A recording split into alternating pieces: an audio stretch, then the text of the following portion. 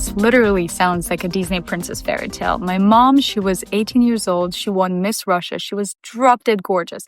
My dad was wealthy, super successful, protective, masculine, charming Slavic man. They fall in love. They get married. My mom gives my dad a beautiful boy and a girl. We live in a huge house. We have a private chef, private drivers, best school, best travels. Oh, I always got what I wanted. Sounds like a dream family to be born into, right? On the outside, everything's perfect. But today, I really wanted to tell you what it was really like. The things that nobody talks about. The truth about growing up into wealth, into privilege, what it gives you and what it takes away. Because the reality is, no amount of money will ever erase childhood traumas. It only covers it in luxury. So this video is going to be shaped into lessons. And the first lesson that I've learned as a privileged kid, your childhood and the way you grew up shapes your relationships until you break the cycle. So my mom, she was 18 years old when she had my brother, and she was 21 when she had me. I'm 24 right now. In my age, she already had 2 kids, and at 25, she divorced my dad. Like, this is insane,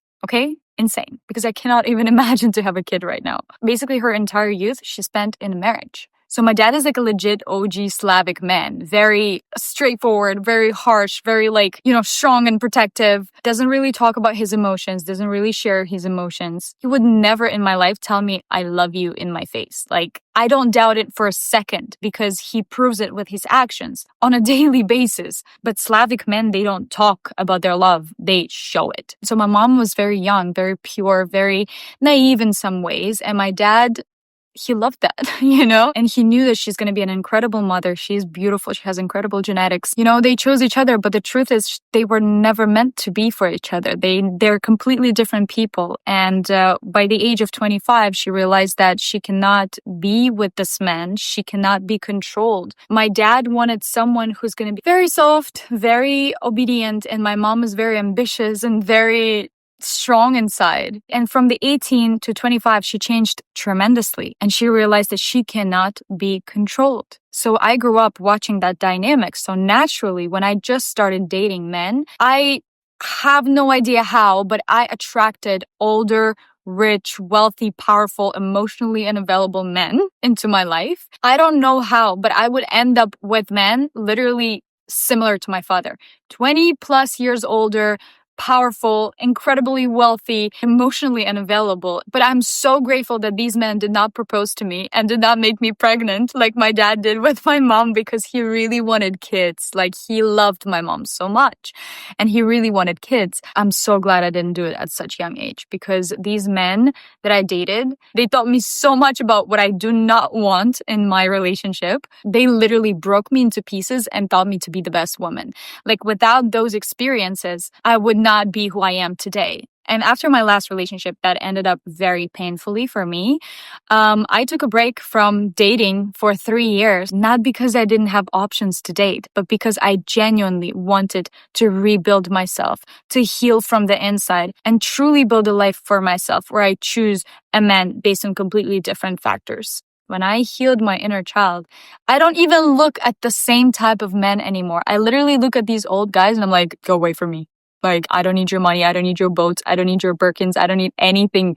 Nothing. Don't even come close to me. I used to really get attracted to guys who are like not treating me nice. I only get attracted now to those that treat me nice with respect and with love. I do not need games. Thank you. Genuine, kind, and loving. That's my type. So the lesson is that if you consciously do not break the cycle you grew up in, you will be repeating it without even realizing. And it's not just relationships, it's everything. And the craziest thing is that we usually grow up, we look at our mothers and we're like, I'll never be like that. I will never repeat that mistake. I will never act like my mother. And guess what? You literally end up in the same situation. And you have to consciously choose different actions, different ways and different people and different everything. And it's hard.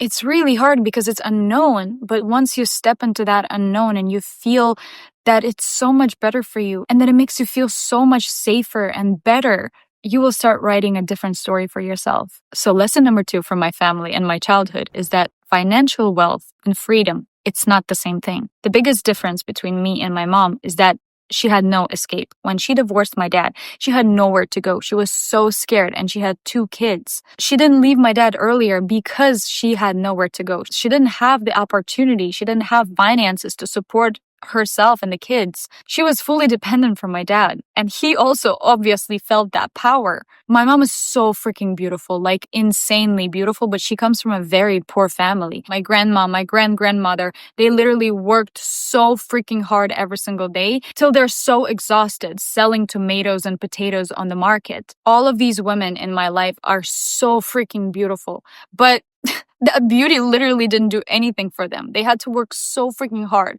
Beauty privilege did not exist, literally. And what even worse is that their self-esteem was so low that they would choose the worst possible partners for their life. Literally, that would beat them, that would abuse them, that would scream at them. They had to do everything themselves.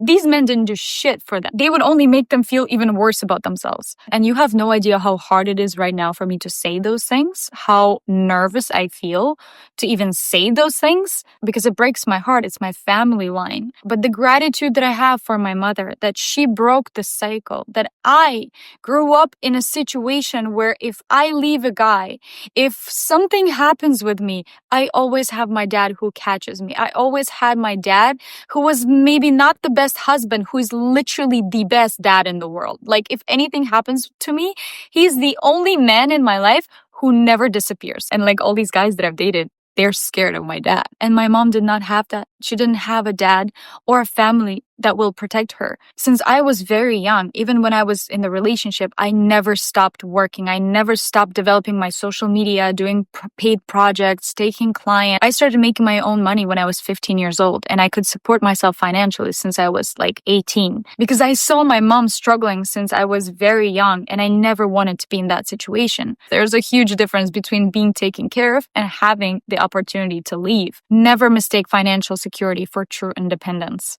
especially when it's not yours. Lesson number 3 is that privilege can open doors, but only you can walk through them. You're probably like, what do you mean you started working at 15? Like your dad's probably giving you money. Like you don't even need to lift a finger. Yeah, I wish. My dad did something that I'm so freaking grateful for, but when he actually did it, I was pissed. I was so angry and frustrated and didn't understand why is he doing that to me. I was like 18 years old. I was finishing high school, and I also went into a very privileged, extremely expensive high school in the US where literally I was studying with like princesses and princes, and kids literally had access to anything there. They were from very, very rich families, and they had Chanel bags and Rolexes. I didn't have that, and I didn't really care about that. But one day I called my dad because I didn't have money for Uber, for taxi. My dad was like, ain't no way at 18 years old you're gonna be driving around New York on the Uber Black. Like, who do you think you are? And that one day he told me one thing that I will remember till the rest of my life. He said, I will always teach you how to fish, but I will never give you the fish. The moment I finished high school, he stopped sending me any money. He was like, you wanted to be an adult? You're an adult now. And he helped me for some time with apartment, with the rent. But then he was like, girl, you're an adult now. But I'm not going to lie. I had moments where I called him and I cried and I was like, Dad, I don't know what I'm going to do. I don't know how to pay my rent. Well, those moments he would save me. He would definitely help me. But after that moment, he never supported me financially, guys. I never had access to my dad's credit cards. I never had my dad send me money for like daily use. Like, what the hell? When I go visit my dad, I literally have a princess treatment. I have everything I ever want, but it's his. He didn't give it to me. And I made great money from so many different sources because I had to adapt. I had to learn. I had to survive. I mean, again, if something would go wrong, my dad would always catch me. I'm never going to take that for granted. I am privileged as fuck, but I still went through so much on my own. So the lesson that I had to learn is that when you have a great start in your life, it's luck, it's privilege. But what you do with it, it's your responsibility. Lesson number 4, and probably one of the most important lessons in my entire life from my mother, it does not matter how blessed you are with your appearance. It will never give you the confidence if you are insecure on the inside. My mom is literally the most perfect example how you can be drop dead gorgeous, insanely beautiful, and be so insecure because she grew up with a very insecure mother.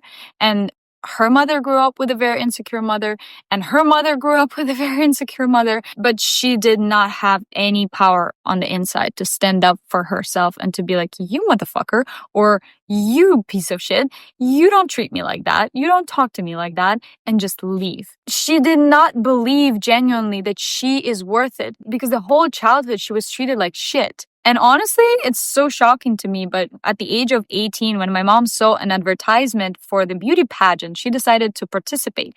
She did not have any money to participate. It actually had like a cost to apply. So she went around the neighborhood, she collected the money, and she applied for this beauty pageant, and she won. She became a Miss Russia. And when she won, her own mother, the first time in her life, she looked at her on the stage and she was like, wow, Elena is actually beautiful. That's so crazy. That was like a huge ticket for a new life for my mom, because all the fashion agencies, modeling agencies wanted to work with her. She got a job in Milan as a model. But then she met my dad and he was like, no, you're not a model, you're my wife. Confidence has nothing to do with how you look.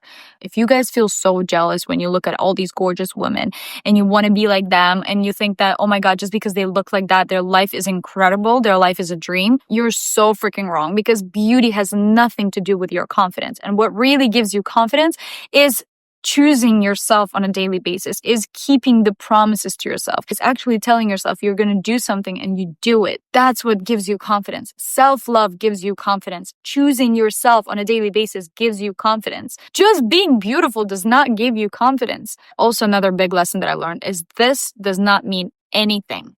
Does not make you happy at all if you are a mean and bad and cold woman. I always say my look is literally the least interesting thing about me. I really genuinely want people to know my soul and to know my personality and to know me from the inside. Judge me based on how good of a person I am. Judge me based on my heart and my actions, not my beauty. Lesson number 5 that I had to learn from my childhood and to reprogram myself literally is that my dad showed his love not through emotions, but through money. So I thought that the more money you invest in me, the more you love me. I already told you that my dad is very protective, Slavic, emotionally distant person, but one of his love languages is money. And he would always tell me, Papa любит, Papa купит, which basically means Papa loves you, Papa will buy it. And in my previous relationships, I would literally measure love with the amount of money that you spend on me. You cannot blame me for that. That's literally how I grew up seeing love. But oh, how wrong I was. Oh my God. When you date a wealthy person, for them spending money on you, it's like the easiest thing they can do. They can buy you so many things. They can fly you to so many different places. They do not care about you at the end of the day.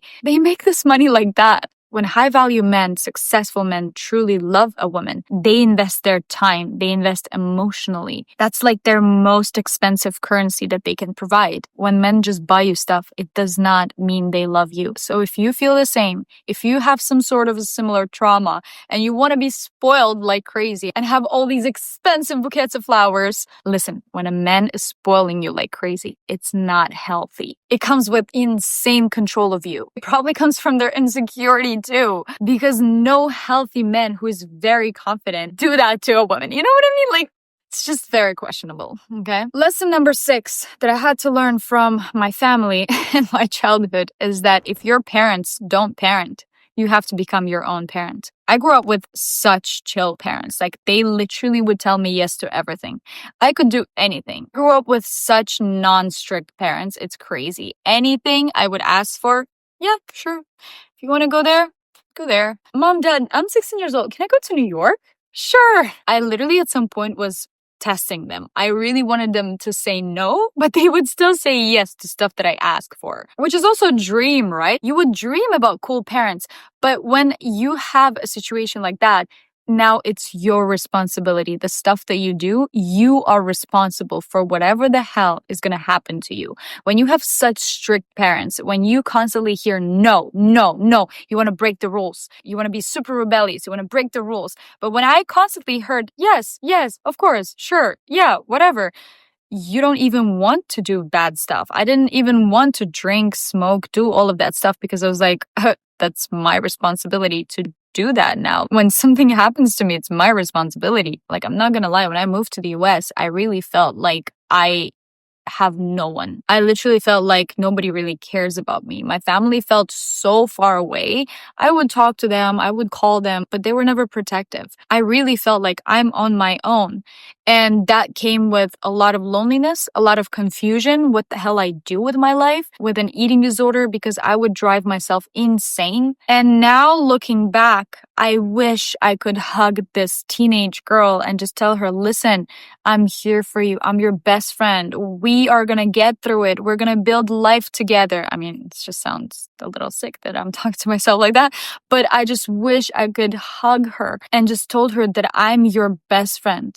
I'm not your enemy. And back then, I really felt like my mind and my body are constantly fighting each other. And I'm fighting with life. I'm fighting with people. I'm fighting with myself, where all I had to do is just support myself because I'm on my own and I have no one who is closer to me than myself. I wish I could just be like, I got you. I love you so much. What the hell are you doing? Just stop. I love you. If you are in this stage of life, if you have these self-destructive thoughts, please stop. There's no one closer to you than you. Like, why are you doing to yourself? Like, why are you hating yourself? Why are you doing this to yourself? People come and go, family comes and goes. You always have yourself. You always have to choose yourself first. Why are you hating yourself? Use your freedom to build yourself and be your biggest cheerleader, not your critic. At the end of the day, all you can do, if you don't have loving, protective parents, you can become that lacking, nurturing parent that you always needed and treat yourself like the most amazing mother would. And you will see how you will calm down, how your anxiety will go away because your inner child will finally feel safe with yourself.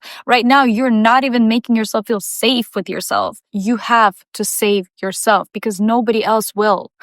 This video was not easy for me. It's a roller coaster of emotions, but I really wanted to be transparent and honest and for you guys to learn a little bit more about me and my story. And if you feel like there's something you can relate to, please let me know in the comments. I would love to read your stories because I really feel like it sometimes does not matter where you're born. We all go through the same lessons at some point in life. We all go through the same situations, heartbreaks, childhood traumas, career, not knowing what you want to do with your life, who you want to be, your purpose in life. We all go through this. Solitude, loneliness, and so much more. So if you ever feel like you're alone, you're not. There's millions of people that are going through the same thing. And that's exactly why I choose not to close my heart, but to open it to other people because I can be helpful. I can give my hand to you. You can take it. And together we're so much stronger than alone. That's why I'm talking about my story. That's why I'm real with you. Because if I can help few of you guys, I will already feel like I did my mission. And honestly, I'm so grateful that you watch my videos and that you stay till the end. I really hope that I'm gonna see you in my next video. But before I say goodbye,